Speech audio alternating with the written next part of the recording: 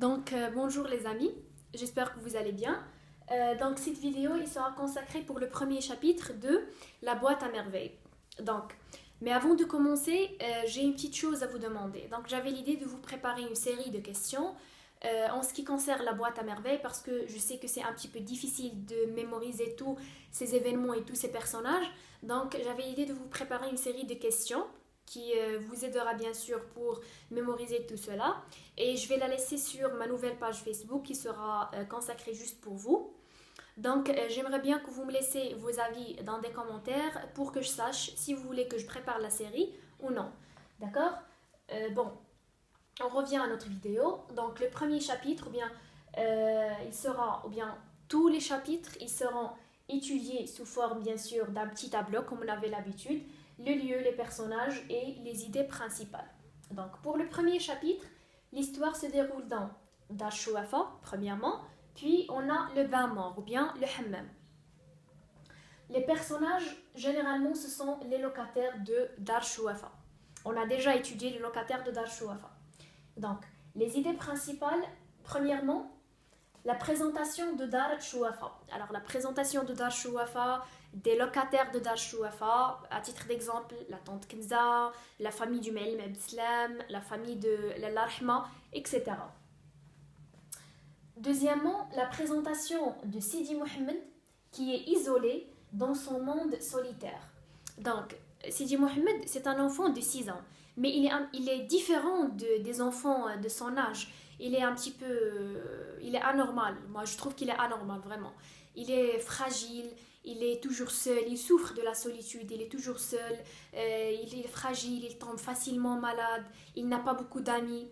Et il a créé son monde, il a créé un monde qui est isolé et il est resté dans son monde. Alors comme je viens de dire, il est isolé dans son monde solitaire. Troisièmement, la description du rituel de la Shuafa. Sidi Mohammed nous a parlé de la tante Kenza. Il a dit qu'à chaque mois, il organise une séance de Gnawa. Il a dit que pour lui, il trouve que les jours qui suivent cette séance, ils seront des jours qui sont mornes, ils sont tristes, le ciel il prend une couleur gris, il a dit même qu'il tombe malade après ces jours. Je viens de dire qu'il a une personnalité qui est fragile, il tombe malade après ces séances, il commence à avoir des cauchemars, etc. Quatrièmement, la description du bain mort. Alors, Sidi Mohammed, il compare le bain mort à l'enfer. Il trouve que les voies qui se trouvent dans le bain mort et tout, en général, comment je viens de dire, le climat du bain mort, il lui ressemble à l'enfer. Pour cela, il déteste, Sidi Mohammed, il déteste le bain mort. Dernièrement, la dispute entre Lalla Zoubida et Lalla Rahma. Pourquoi? Parce qu'ils se sont disputés à cause de la lessive. Donc, normalement, c'était le jour de Lalla Zoubida. Il va faire sa lessive et il a trouvé que Lalla Rahma lui a pris son jour. Alors, ils ont commencé une balade, un grand problème. Ils ont commencé à se disputer, etc. Vous savez, les femmes.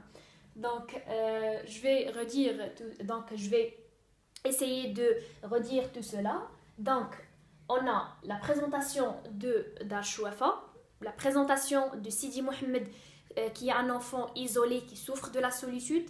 On a aussi la présentation des rituels de la Shuafa, ou bien la séance de Gnawa de la Shuafa. Puis, on a parlé sur la description du bain mort et finalement la dispute entre Lalla Zoubida et Lalla Rahma.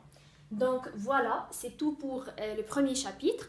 On se reverra comme toujours dans une autre vidéo où on va étudier le deuxième chapitre de la boîte à merveilles. Merci pour votre attention et au revoir.